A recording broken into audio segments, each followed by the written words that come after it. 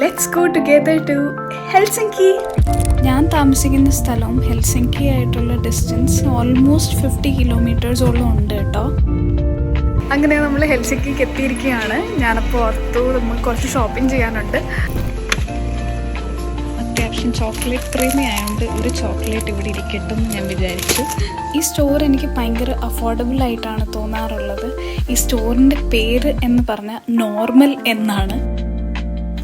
ഒരു രക്ഷയില്ലാത്ത വിശപ്പുണ്ട് കേട്ടോ. ഞാൻ ഇന്ന് രാവിലെ ഒന്നും കഴിച്ചില്ല. അപ്പം ഞാൻ ഓർത്ത് വന്നിട്ടൊന്ന് ഫുഡ് കഴിച്ചേക്കാമെന്ന്. ഞാൻ കയറിയത് ഹെൽസിങ്കിക്ക് അടുത്തായിട്ടുള്ളൊരു റെസ്റ്റോറൻ്റ് ആയിരുന്നു കേട്ടോ. അതിൻ്റെ പേര് ഫ്യൂഷൻ എന്ന് പറയും. അത്യാവശ്യം അടിപൊളി റെസ്റ്റോറൻ്റാണ്, എല്ലാം തന്നെ ഉണ്ട്.